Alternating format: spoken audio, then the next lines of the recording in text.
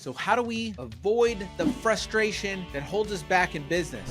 I've been there so many times. It kept me from growth, kept me from expansion, and it kept me from the joy of being a business owner. So many times in the past, I've been frustrated with my team, with feeling like I couldn't grow. No matter what I did wouldn't work. No matter what my team did, it didn't work. And I would penny pinch, and I would just, after a while, I was just focusing on all these problems. But I learned something that allowed me to grow, that allowed my team to grow, that gave me back the time in my day, the freedom that I had to focus on the things like growing. And here it is. When I first started my business, I really handled the business poorly.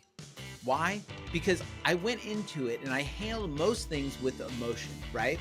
But then with my team, I handled it with math. I would present numbers and all of these things of lagging indicators, the results of actions that I didn't know. And then I started realizing, why don't I know this? Why don't I know these actions, right? And then I started realizing that I needed to handle my business differently. I needed to handle my business with the math. So I said, what are the results that I want? And that's when I realized, oh my gosh, I've been doing this all wrong. And I started following a 6-step framework that changed everything. And then I started running my business with math. And then instead of running my team with numbers, I was running them with emotion. And boy, it worked out so much better. So here it is. It's super simple. 6 steps. First, identify. I needed to identify the results that I wanted in my business, right? And knowing that I can get them, right? I needed to believe that I could get them. So these are the results that I wanted, okay? Number 2, I needed to quantify the actions that led to the results. So it does take a little time, but it takes a little work. But like, it doesn't matter, no matter what you're doing. If you're doing sales, you're doing some sort of activity that gets to the result. Even if you're the worst salesperson, you're still doing something, well, probably consistently, hopefully at least a little consistent, right? That gets you to that result. Even if it's one sale every month, you're doing something that leads to a result. So you need to quantify how many actions it takes to get to the result. So number 3 is, what are the total activities to get to the results daily for that person? So this really comes in handy when you're a business owner and you're hiring someone and you want a certain result from them. You need to figure out what are the actions that they need to do on a daily basis that will lead to that result, right? And then number 4 is make sure that they have the tools to do the activities to get the results. I've seen this so many times, like a business owner will want somebody to do something. The person's willing to do the activities, but they don't have the tools. Let's say it's leads, or let's say it's anything that they need to actually do the actions to get the result. So us as the business owner, we need to make sure that we provide them with those tools, and those tools are always there for them every single day. So that's number 4. Number 5, do they have the time available to do all the actions to get to the result?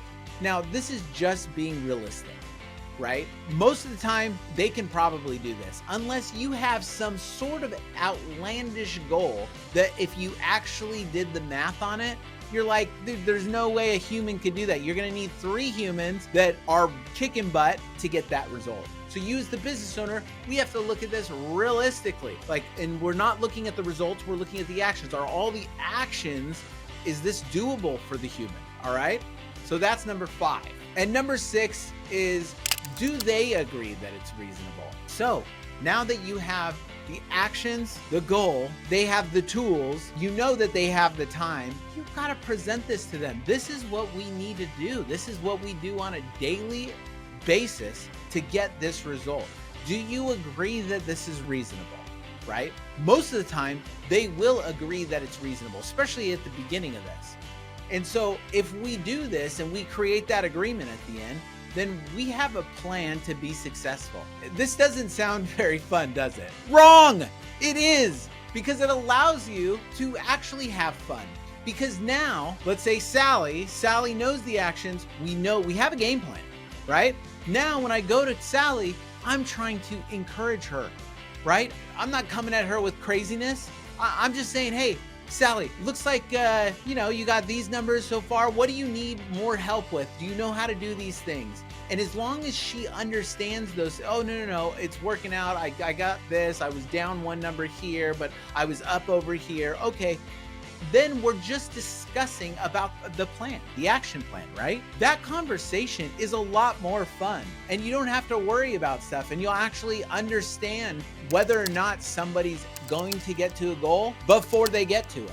Otherwise, you only find out afterwards whether or not they had everything available to achieve that.